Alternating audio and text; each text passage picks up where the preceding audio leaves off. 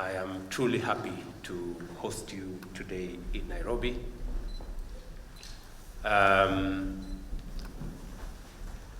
It's my commitment, as I made Your Excellency when I came for an official visit to South Sudan, that it is my commitment that we want to improve, scale up, deepen, and widen the relations between our two countries.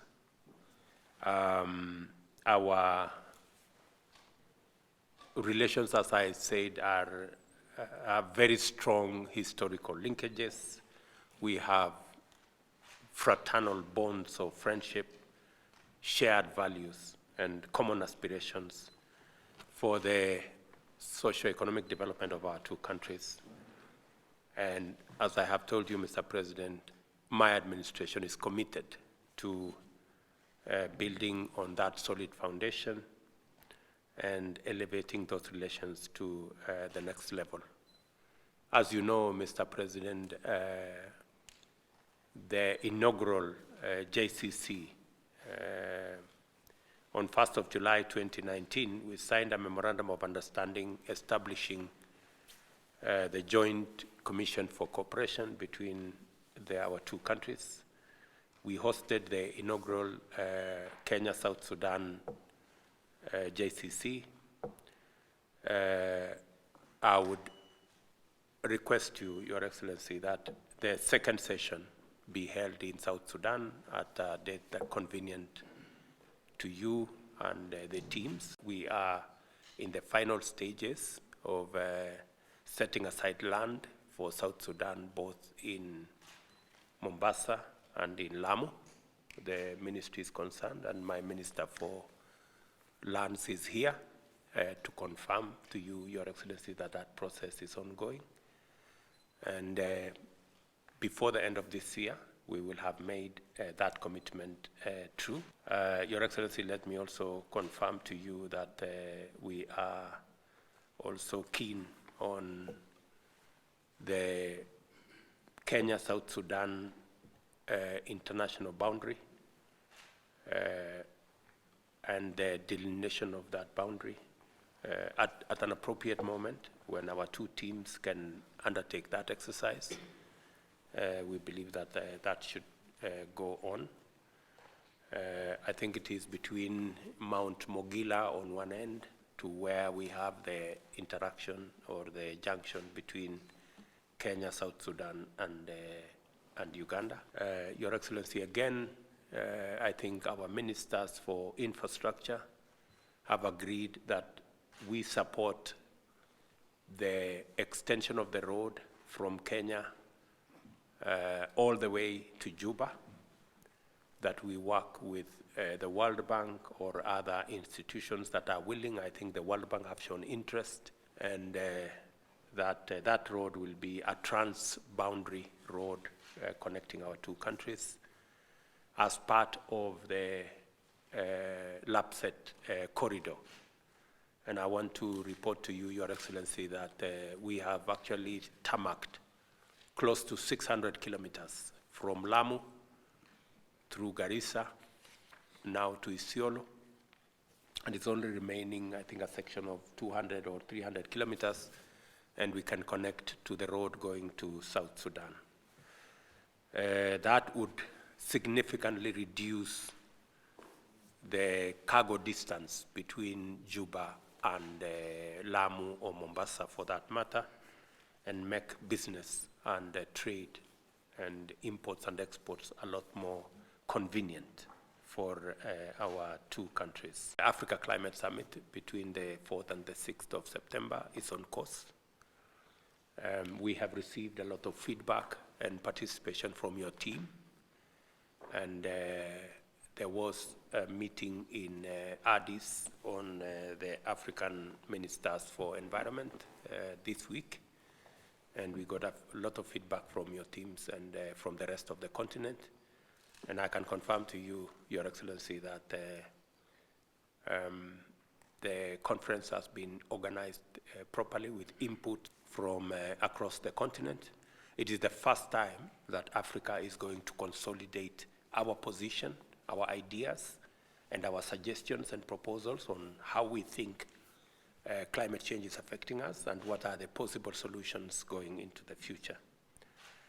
Your Excellency, this will give us as a continent the pedestal for us to project our image positively as a continent of solutions also, that we are going to promote, we are going to propose concrete solutions going into the future. I want to commend you, Your Excellency, for South Sudan signing the tripartite free trade agreement, which is aimed at promoting intra-African trade. As you know, Your Excellency, this instrument will connect our countries into a market of 27 countries. It will bring together COMESA, it will bring together EAC and SADC, and your signing into that agreement, which Kenya already signed, is a very welcome development. It speaks to the integration of our markets in the African continent. I must congratulate South Sudan for that step, which is very important to us, Mr. President. You have Kenya's full support as you work on what's going on in South Sudan, and I note with a lot of appreciation the achievement your government has had on the implementation of the revitalized agreement on the resolution of the conflict in South Sudan.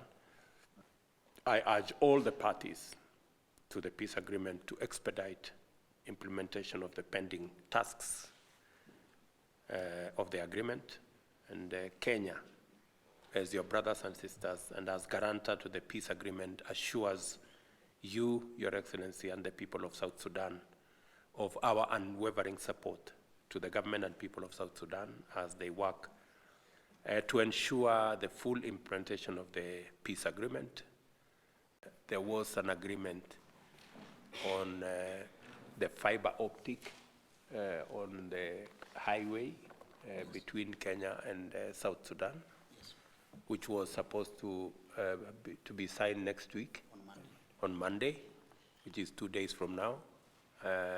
We were proposing that because all the items have been agreed, and you and me are here, Mr. President, we can actually do the signing here and conclude it, because I think all the items have been agreed. Again, if the two teams can agree, we can witness that agreement, because the digital space, internet and fiber optic and what comes with it is really the future, both for Kenya and for South Sudan.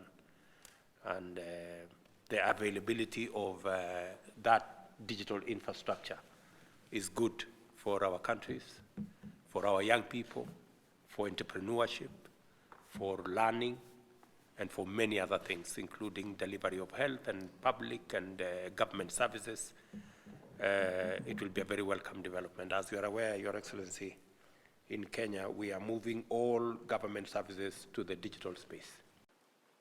In our discussion, we recalled South Sudan and Kenya time-honored and strong bilateral relations, and emphasized the need to coordinate our positions on regional and global issues. We agree that these relations provide an avenue for our two countries to enhance mutual cooperation in areas of mutual interests. In line with IGAD mandate on regional security, we also deliberated on the ongoing crisis in the Sudan, specifically our attempt as the region to resolve that conflict. I also reaffirmed what I said in Cairo, on the need to expand IGAD mediation in order to bring other initiatives under its umbrella. On issues we have discussed, President Ruto and I agreed to continue working on them for the benefit of our region. And I look forward to working with him on these areas for mutual benefit of our two countries.